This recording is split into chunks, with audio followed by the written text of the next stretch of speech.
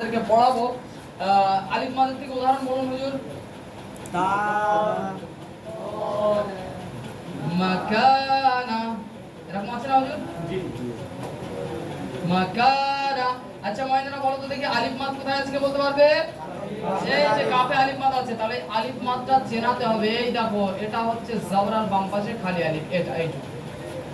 আচ্ছা এই জিনিসটা, এই আলিফ মাদটা দলের মাঝে রয়েছে বলে বুঝতে অসুবিধা।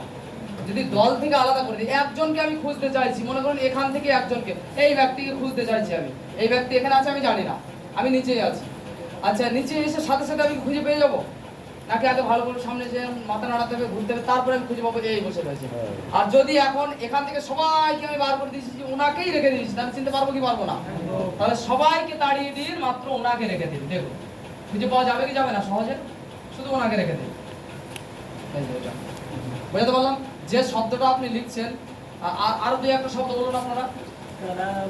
কালামা, শুধু কাপ দিয়ে বলছেন কেন? বুঝলেন? অন্য কিছু বলবেন। রিজালুন, হ্যাঁ রিজালুন, হ্যাঁ এটা ভালো বলেছেন, রিজালুন। আচ্ছা তাহলে এখানে আমি যেটা করতে চাই সেটা কি, সবাইকে সরিয়ে দিয়ে শুধুমাত্র ওকে রাখা। ঠিক আছে, এবার চিনতে পারবেন, এবার খুব ভালোভাবে চিনে গেল। আচ্ছা আবার সবাইকে নিয়ে চলে আসুন এখানে, রিজালুন। এইভাবে করে তো কায়দা বাচ্চাদেরকে চেনানো সম্ভব।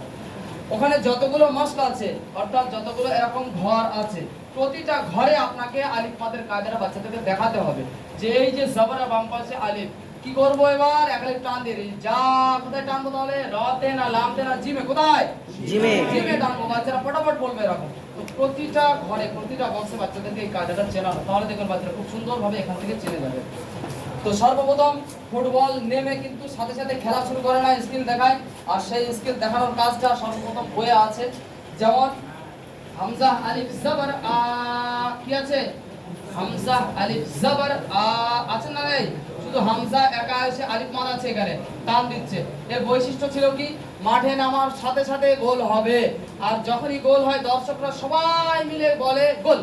গোল, হ্যাঁ গোল। ও টান দিয়ে বলতে হবে, ঠিক? তাহলে হামজা আলিফ জবর আ, জিম আলিফ জবর হা, তারপরে তা আলিফ জবর তা, টান হচ্ছে সব করায়। তো একা একা দেখাচ্ছে এখন ফুটবল প্লেয়ার মাঠে নেমে একা একা দেখাচ্ছে। এবার যখন টিম নিয়ে মাঠে নামবে, পরে টিম নিয়ে মাঠে নামবে, তখন কি হবে? জাদা খফা, জাদা লিখিনি আমি, রদা হয়েছে। তো এইভাবে করে আমরা বাচ্চাদেরকে দেখাবো। প্রথম আগে একা একা নামলো, এক একটা অক্ষর যদি আমরা ওখানে ভালো করে নিতে পারি, তবে কিন্তু এই জায়গাটা ভালো করে করতে পারবে। আর না তো একা একা অক্ষরগুলো যদি ভালোভাবে না হয়, তাহলে কিন্তু এখানে এসে গন্ডগোলটা হয়ে যায়। যেমন ভাবে অক্ষরের উচ্চারণের বিষয়তেও যদি এক একটা অক্ষর আলাদা উচ্চারণ না হয়, তাহলে কিন্তু যখন একসাথে দুটো তিনটে অক্ষর হয়, তখন কিন্তু বাচ্চারা উচ্চারণ করতে পারে না। যেমন আমরা উচ্চারণ করিয়েছি সা, সিন, শিন, তারপরে সদ, এই ধরনের অক্ষরগুলো উচ্চারণ করিয়েছি। আমরা হয়তো ভাবছি একা একা অক্ষরগুলো ভালো উচ্চারণ হয়েছে, কিন্তু যখনই আমরা জবর দিয়ে পড়ছি, তখনই আসল রহস্য বেরিয়ে আসছে সামনে। মানে কেঁচো ফুট থেকে তখন কেউটোটা বাইরে আসছে। ঠিক আছে, কি পড়ছে এখন? সব পড়ে দেখা যাচ্ছে সা সা সা করে দিচ্ছে। বুঝতে পারলাম? ঠিক অনুরূপ ভাবে হামজা পেশ উ, ওয়াও পেশ উ, আইন পেশ উ, ইয়া পেশ উ, সব উ করে দিচ্ছে। করবে কি করবে না? পেশ যখন দিচ্ছে তখন এগুলো দেখা যাচ্ছে। এই গন্ডগোলগুলো বাচ্চারা করে। ওর জন্য প্রথম যে সবকগুলো, প্রথম সবক যেমন হামজা জবর আ, বা জবর বা থেকে ইয়া জবর ইয়া পর্যন্ত, পেশ জের, তারপর আলিফ মাদের এগুলো হামজা ইয়া জবর হামজা আলিফ জবর আ, ইয়া আলিফ জবর ইয়া পর্যন্ত, এই যে প্রথম সবক যেগুলো আসে, সেগুলো একটু খুব ভালোভাবে বাচ্চাদেরকে বোঝাতে হয়। এগুলো যদি হয়ে যায়, তাহলে 3 অক্ষর 4 অক্ষর 10 অক্ষরই আসুক না কেন, বাচ্চাদের কাছে কোনো ব্যাপার নয় সেটা। আলিফ মাদ, ইয়া মাদ, ওয়া মাদ সব একই ব্যাপার। হামজা সাকিনের বর্ণনা, জজমের বর্ণনা, এটা আপনারা জানেন। দেখুন বানান করতে গিয়ে যে অসুবিধাটা হয় বাচ্চাদের, 3টে জিনিসের কারণে বানানে অসুবিধা হয়। 1 নম্বর হচ্ছে জজম। 1 নম্বর কি হুজুর? এটা কন্ট্রোল করুন, এটা সামলান, তাহলে হয়ে যাবে। 2 নম্বর হলো তাজদিদ। আর 3 নম্বর হলো কিছু অক্ষর লেখা হয় কিন্তু পড়া হয় না। যেমন ওয়াল্লাযীনা, এটা লেখা হয়েছে কিন্তু পড়া হয় না, তাই না? তো এই ধরনের যে অক্ষরগুলো লেখা হয় কিন্তু পড়া হয় না, তাজদিদ যুক্ত অক্ষরের পূর্বের অক্ষর খালি থাকলে তা জজম থাকলে তা লেখা হয় কিন্তু পড়া হয় না। তো এই ধরনের অক্ষরগুলো তাহলে মোট তিনটে জিনিস, জজম, তাসদিদ এবং খালি অক্ষর। এই তিনটে জিনিসের কারণে দেখবেন বানানে অসুবিধা হয় বাচ্চাদের। বাচ্চারা হয়তো পড়ছে যে কোনো একটা শব্দ, আপনারা বলুন আপনার বই নিয়ে আসেননি, তাই না? বই নিয়ে আসতে বলা হয়েছিল আপনাদেরকে? বলা হয়নি? জি, জজমওয়ালা শব্দই বলুন, মাঝখানে খালি অক্ষর আছে এমন। আচ্ছা, দুল ফদলে, জি আলিফ আছে না? জি। হ্যাঁ, দুল ফদলে। এখানে বাচ্চারা করে কি, জাল ওয়াও পেশ দু বলে দিচ্ছে, অথচ তার সন্দেহ আছে মনে, তাই তো হবে কি হবে না, এটা তার সন্দেহ রয়েছে, তাই তো হবে কি হবে না, কারণ এর উপরে জজম নেই। কিন্তু বাচ্চারা জাল লাম পেশ বলা বাদ দিয়ে কি বলছে, জাল ওয়াও পেশ দু বলছে, তার মানে ভেবে নেবেন এই দুটো অক্ষর সে বোঝেনি। এটা আগে বোঝানোর দরকার। আর এই বায়ানটা যেখানে আছে সেখানে কিন্তু নিচে লেখা আছে, এখানে বাচ্চাদেরকে একদম স্পষ্ট করে দেবেন লিখিত কোন অক্ষরটি পড়া হবে আর কোন অক্ষরটি পড়া হবে না। ওখানে কিন্তু লেখা আছে, সে আনা শব্দ টানা মানা ওই ওর নিচে লেখা আছে, তো ওটা আমাদেরকে দেখতে হবে। তো এই দুটো অক্ষর পড়া হবে না, বারবার প্রতিটা বক্সে বাচ্চাদেরকে এই জিনিসটাই বোঝানো দরকার। এখানে জালের সাথে কোনটা জুড়বো আমরা, এটা বাদ যাচ্ছে কি কি বাচ্চারা বলো, এটা বাদ যাচ্ছে, এটা বাদ যাচ্ছে, বাচ্চারা বলে দেবে। কেন পড়বো না? কারণ ওগুলো লেখা আছে, পড়া হবে না। কারণ যুক্ত অক্ষরের আগের অক্ষর খালি থাকলে তার লেখা হয়, পড়া হয় না। তো এই ধরনের যে কায়দাগুলো রয়েছে, কায়দা বোঝানো বাচ্চাদেরকে। আর একদম সাদামাটা কথা, অক্ষর খালি যদি থাকে, তার উপর নিচে যদি কোনো হারাকাত না থাকে, তার লেখা থাকে কিন্তু পড়া হয় না, তাই বলে আলিফ মদ নয়। আবার আলিফ মদের আমলটাও শেষ হয়ে যায় যদি তারপরে জজম থাকে, বুঝতে পারলাম? যেমন এখানে আমি যদি ওয়াল লিখেছি, এখানে ওয়াও আলিফ আছে না নেই, জজম আছে, আলিফের কাজ শেষ হয়ে যাবে, এখানে আর করতে পারবে না। তো এইভাবে করে বাচ্চাদেরকে এই জিনিসগুলো স্পষ্ট করতে হবে এই জায়গায়। আর এই জায়গাটা দেখা যায় বেশিরভাগ অসুবিধাই বড়, এই যেখানে মানে ভিন্ন রূপের অক্ষর থাকে, এই জায়গাটা সবথেকে বড় অসুবিধা হয়, কারণ একটু দূরত্ব বেশি হয় অক্ষরের সাথে। এই অক্ষরটা মিলানো, মাঝখানের অক্ষরগুলো বাদ দিয়ে এই দূরত্ব বেশি হওয়ার কারণে বাচ্চারা ওখানে ঘাবড়ে যায়, চুপ হয়ে যায়। এই জজম পড়তে গিয়ে বাচ্চারা হয়তো ওয়াও জবর ওয়া পড়ছে, ওয়াও কফ জবর ওয়াক আছে, হয়তো বাচ্চারা ওয়াও জবর ওয়া বলে থেমে যাচ্ছে। তখনই আপনাকে বুঝে নিতে হবে কি, জজমকে আগেরটার সাথে জুড়তে হবে, এটা বোঝেনি। বা তাসদিদ জুড়ছে না, তাসদিদ হলো অক্ষরটা আলাদাভাবে পড়ে দিচ্ছে। তো এক একটা জিনিসকে ভালোভাবে বোঝাতে হবে এগুলো। এই জিনিসগুলো এক একটা ঘর যদি আমরা আলাদাভাবে না বোঝাই, আমরা যদি শুধু রিডিং পড়ানোর জন্য আগে যদি চলে যায়, তাহলে কিন্তু ওই কায়দা বুঝতে পারবে না বাচ্চারা। তো এই তিনটে জিনিসের কারণে দেখবেন রিডিং এ গন্ডগোল হয় বাচ্চাদের। তো আশা করি রিডিং এর গন্ডগোল হবে না। এখানে যে জজমটা লিখেছি আমি, জজমটাকে বোঝানোর চেষ্টা করেছি, বাচ্চাদের ভিতরে ঢোকানোর চেষ্টা করেছি। জজমযুক্ত অক্ষর সবসময় অচল হয়। জজম যার উপরে আসবে সে কোনদিন নিজে পায়ে হেঁটে চলতে পারবে না, তাকে অন্য একজন নিয়ে যাবে। যেমন মিম হা জবর মাহ নিয়ে যাচ্ছে কাকে? হাকে নিয়ে যাচ্ছে। সচলকে আর অচলকে, এখানে মিম সচল, মিম সচল আর হা অচল। এই উদাহরণটা দেওয়ার সাথে সাথে বাচ্চারা মনে রাখবে জিনিসটা, যে জজম ইসলাম মানে অচল, একে আগেরটার সাথে মিলাতে হবে। হামজা সাকিনের বর্ণনা, এই হামজা সাকিনের বর্ণনা বাচ্চাদের জন্য খুব কঠিন আমার মনে হয় ফার্স্ট ইয়ার বইতে। হামজা সাকিনের বর্ণনা সবথেকে বেশি কঠিন মনে হচ্ছে যে জায়গাটা মুমিনুনা মানে মুমিনিনা আছে না, মুমিনিনা, মুমিনুনা, তারপরে মুমিনিন, ইউমিনু। এই যে দুই লাইন রয়েছে পরস্পর, এই দুই লাইন ফার্স্ট ইয়ার বইতে আমার মনে হয় কায়দা সাবজেক্টের সবথেকে কঠিন আমার মনে হয়েছে। আপনাদের কি মনে হয়েছে আমি জানি না। হ্যাঁ, তো এই জায়গাটায় সর্বপ্রথম কাজ হলো হামজা চেরানো। এই হামজাটা কোথায় কোথায় এসছে বলুন তো? এর আগে হামজা সাকিনের বর্ণনা পড়ানোর আগে কোথায় এসছে বলুন? যুক্ত অক্ষর আঁকিয়ে দিতে। হ্যাঁ, সেই আসল রূপ ভিন্ন রূপ যেখানে ছিল, যুক্ত অক্ষর সবক নম্বর 2 যেটা রয়েছে সেই সেখানে ছিল, শেষে, একদম শেষেরটায়। তাহলে এখানে আমাদেরকে বাচ্চাদেরকে হামজাটা এখানেই চিনিয়ে দেওয়া উচিত ছিল, এখানে এসে যেন আর অসুবিধা না হয়। যখন বাচ্চাদেরকে বলছি বাবু এটা পড়ো, মুমিনিনা পড়তে বলেছি আমি বাচ্চাদেরকে, তাহলে বাচ্চারা কি পড়ছে? মিম ওয়াও হামজা পেশ মু এটা পড়ছে, বা মিম ওয়াও পেশ মু এটা পড়ছে। আচ্ছা, পড়ার মধ্যে তিন ধরনের পড়া পড়ে, একটা হচ্ছে মুখ ঝটকা স্পষ্ট দিয়ে, আরেকটা মুহ, আরেকটা মু। তিন ধরনের পড়া পড়ে, তার ভিতরে একটা সঠিক, হা দিয়েও সঠিক হয় না, টান দিয়েও সঠিক হয় না। তাহলে ভুলটা বাচ্চারা পড়ে দেয় এই জায়গায়, আর এই জায়গায় না চেনার কারণে বাচ্চারা মিম ওয়াও হামজা পেশ বলে দেয়। বা মিম পেশ মু বলে থেমে যায়, তখনই বুঝে নিতে হবে হামজা সাকিন বুঝে নিন। সর্বপ্রথম আপনি পড়ানোর আগে কাজ হলো এই তিনটাকে চেনানো। এই তিনটাকে আগে খুব ভালোভাবে চেনান আপনি। চলো ময়নারা, এটা কি বলো তো দেখি। তাহলে বলো, জোরে বলো একসাথে। হ্যাঁ, হামজা, দেখো বাচ্চা হামজা বলে চিল্লাবে, কারণ বাচ্চাদের অভ্যাস জোরে টান দিয়ে বলবে, আর জোরে বলতে গেলে এই টান হয় কথায়, তো হামজা বলে দেবে। হামজা কি এটা? হামজা। এটা কি? হামজা। আর এটা? হামজা। হ্যাঁ, তো আপনি ইয়াতে হাত দিয়ে বলবেন, দেখবেন আবার বলছি ইয়া হামজা, ভাবছে সে, আবার চিন্তা করছে তাই তো কি হবে।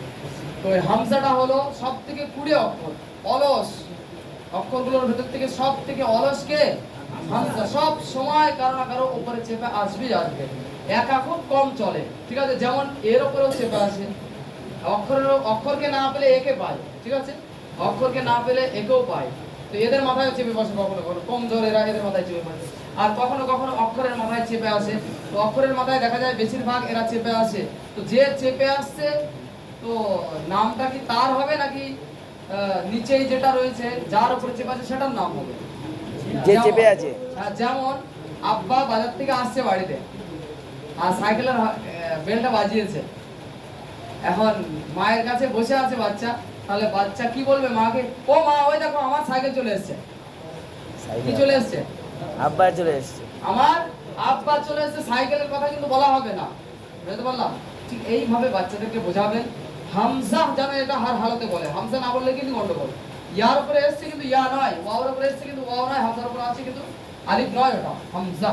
তো এইভাবে করে হামজা সাকিন আগে বোঝান, তারপরে দেখবেন ইনশাআল্লাহ বাচ্চারা সঠিকভাবে হামজা সাকিনটা উচ্চারণ করতে পারছে, বানানে ইনশাআল্লাহ অন্তত অসুবিধা হবে না।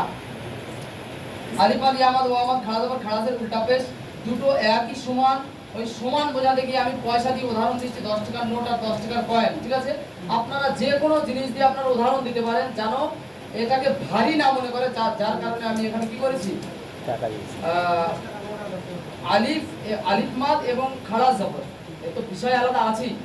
হ্যাঁ, এটার আলাদা বিষয় আছে, আলিফ মাদ এবং খাড়া জবরের বিষয় আলাদা নিশ্চয় আছে। যেমন সাব্বিহ ইসমা রাব্বিকাল আ'লা, এখানে টান হচ্ছে কিন্তু হবে কি, আছে কি ওখানে? শুধু জবর আছে, ওখানে আলিফ মাদও লেখা নেই, খাড়া জবরও লেখা নেই। আপনারা দেখবেন সাব্বিহ ইসমা রাব্বিকাল আ'লা, ওখানে শুধু জবর আছে, জবর আর তারপরে ইয়া আছে।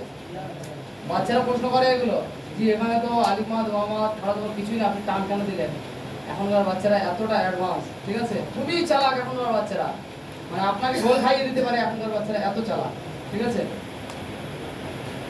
তো বিষয় আলাদা আছে। এখন বাচ্চাদেরকে বোঝানোর জন্য কি করবো আমরা, এই একই রকম টান একই সমান। হ্যাঁ, বা আলিফ জবর বা যেমন টান, বা খাড়া জবর বা একই টান, ঠিক আছে? তারপরে চলুন তানবিন। তানবিন এবং নুন সাকিন, এই জিনিসটা যেহেতু আমাদের পিছন ছাড়বে না সহজে, তানবিন আর নুন সাকিন। নুন সাকিন মানেই যেন মনে করে একটা বড় কোনো জিনিস, আসলে তেমন কিছু নয়। এটা কি সাকিন লিখলাম? দাল সাকিন। তাড়াতাড়ি বলুন, এটা কি সাকিন? এটা কি সাকিন? দাল সাকিন। এটা সিন সাকিন। এটা কি সাকিন? একই বিষয়। তো সব কটা অক্ষরই সাকিন হয়, তার ভিতরে নুন সাকিনকে আমরা ধরে নিলাম এখানে, নুন সাকিন। এবং তার সাথে আর কি হবে? তানবিন। তানবিন কাকে বলে? জবর, জে এবং পেশকে তানবিন বলা হয়। তাহলে মোট কয়টি জিনিস হলো? মোট 4টি। 1 2 3 4। তানবিন এবং নুন সাকিন, আমরা জানি তানবিন আর নুন সাকিনের আওয়াজ একই রকম, একই রকমটা বাচ্চাদেরকে একটু বোঝাবেন। যেমন তা দুজের 3, তা নুনজের 4, 3। আচ্ছা 3 হবে, ঠিক আছে, একই রকম হবে তাই না? ঠিক আছে, তার মানে ঠিক আছে।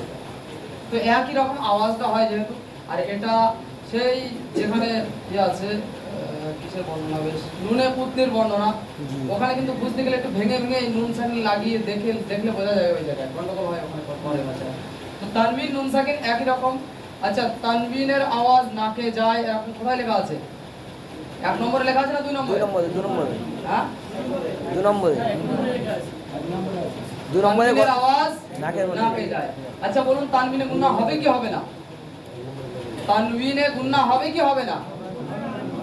গুন্না হবে না। আপনারা বলতে চাইছেন না? হবে না। হবে না। সর্বপ্রথম এবার বলুন গুন্না কাকে বলে? নাকে আওয়াজ নিয়ে যাওয়াকে যাওয়াকেই গুন্না গুন্না বলে। তাহলে তান বান নাক টিপে ধরে বলুন, এবার আন বান তান বলুন, নাক টিপে ধরে বলুন, নাক চেপে ধরুন, নাকে যাচ্ছে কি দেখুন, গুন্না হচ্ছে কি হচ্ছে না? গুন্না হচ্ছে। নাকে যাওয়া মানেই গুন্না হচ্ছে। আমরা যেটা মাথার ভিতরে সাজিয়ে রেখেছি, গুন্না হওয়া মানে আন, একাধিক পরিমাণ, এই পরিমাণটা আমরা মাথায় সাজিয়ে রেখেছি, তার জন্য আমরা বলতে চাইছি না। বুঝতে পারলাম?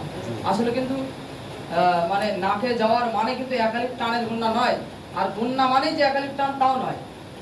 একালিপ টানের বিষয় আলাদা, আর গুন্না মানে নাকে যাওয়া। তাহলে দু জবর দুজের দু পেশ সব করার ভিতরে কি হবে? গুন্না হবে। আর গুন্না মানে কিন্তু একালিপ টান নয়। তার মানে তাই রন এরকম করে দেবেন না যেন আবার। তাহলে আমি যে বিষয়টা বলতে চাইছি আপনারা বুঝতে পেরেছেন সবাই? জি। গুন্না মানে নাকে যায়, আর নাকে যাওয়া কিভাবে বুঝবো আমরা? নাক চেপে ধরে তানবিন উচ্চারণ করলে আমরা বুঝতে পারবো যে তানবিনের আওয়াজ নাকে যাচ্ছে কি যাচ্ছে না। তাহলে নুন সাকিন আর তানবিন এর আওয়াজ একই রকম হয়, এটা কিন্তু পিছন ছাড়বে না খুব সহজে, এবং অনেক দূর পর্যন্ত আমাদের এ নিয়ে কাজ চালাতে হবে। যে তানবিন নুন সাকিনের অনেক কায়দা আছে, তাই না? তানবিন নুন সাকিনের প্রচুর কায়দা। জি জি, আমি উস্তাদ নয় বলি, আপনাদের সাথে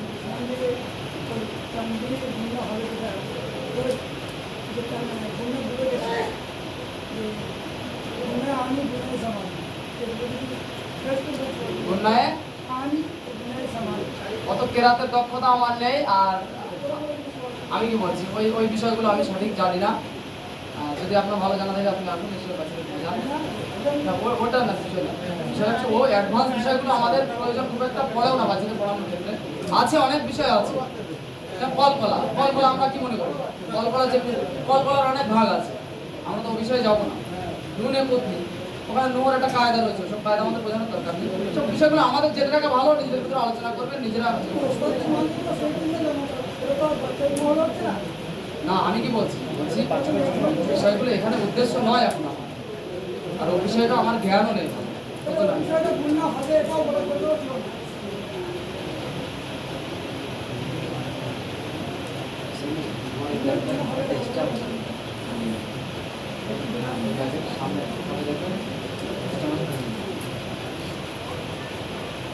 আচ্ছা জি, তারপরে কলকলা আসছে হুজুর, পেয়েছেন হুজুর? কলকলা আসছে, পেয়েছেন কলকলা? আমরা কলকলা